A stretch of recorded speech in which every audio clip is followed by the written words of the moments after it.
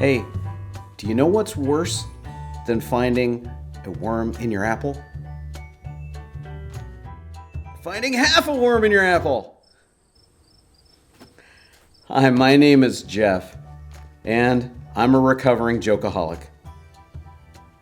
You know the type. The kind of guy who's always quick with the line, always making jokes about things, especially about himself. You see, that's typically what people do when they don't really feel good about themselves. I tended to do that a lot. I also would look at life kind of strangely from time to time. Like doing extreme things, like, maybe like eating worms. Although I don't think I have done that, at least consciously. When I was growing up, I was involved in the scouting movement and typically went to summer camps and where you go and learn about things and have campfires and tell jokes and songs. One song was called "I'm Gonna Eat Some Worms." Nobody likes me, everybody hates me, I'm gonna eat some worms. Short, fat, juicy ones, long, slim, slimy ones, itsy bitsy fuzzy little worms.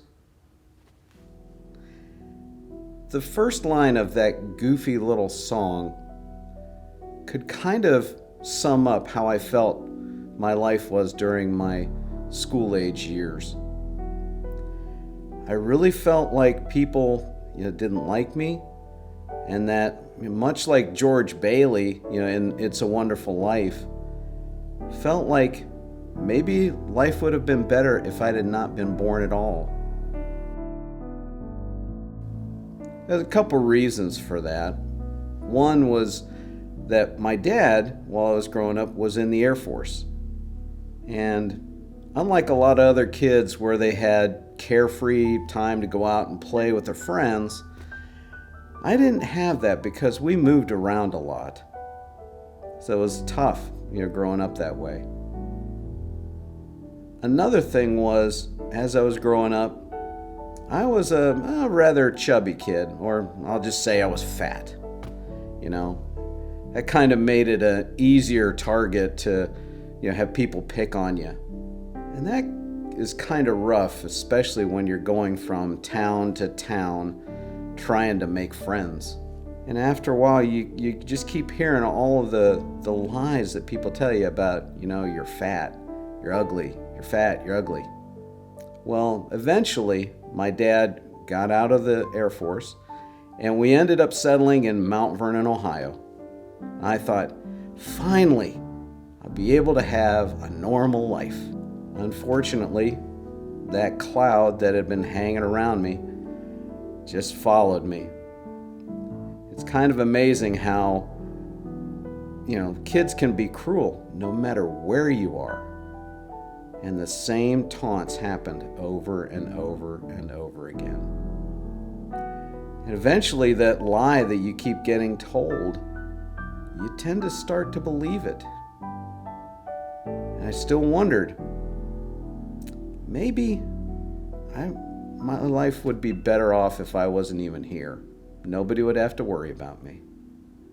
It even got to the point where in my senior year of high school, March of 1982, I had actually contemplated committing suicide.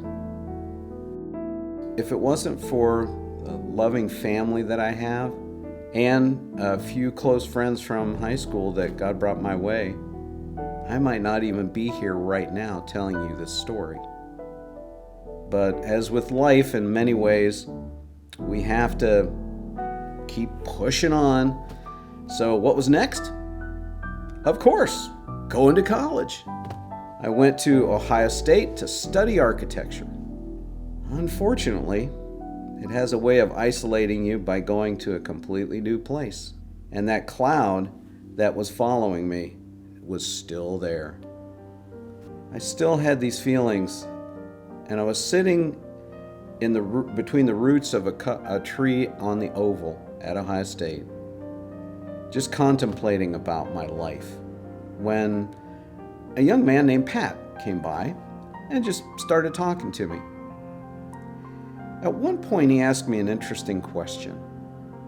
He said, "If you were to die today, would you go to heaven?" I thought, well, I don't know. I had hoped that I was a good person. I didn't murder anybody. I was trying to do good. And then he said something that really caused me to think. He said, "Do you know that you can know 100% for sure that you would go to heaven?" The thought never really, occurred to me. Growing up, I learned about Jesus, and Christmas, and Easter, and all of that about Jesus dying for me.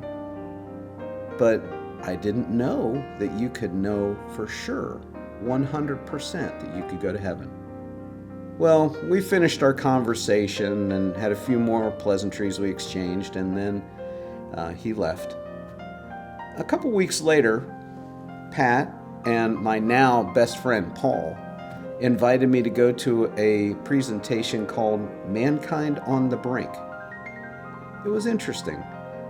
It was a presentation about how events in history were predicted by the Bible. And not only that, but they're still going on today. That really made me wonder.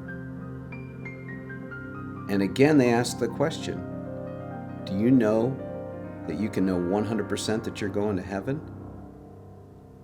I knew at that moment that if I were to die right then, I was not going to go to heaven. That evening, I gave my life to Jesus. I accepted him as my Lord and Savior. And all the fears that I had kind of were gone.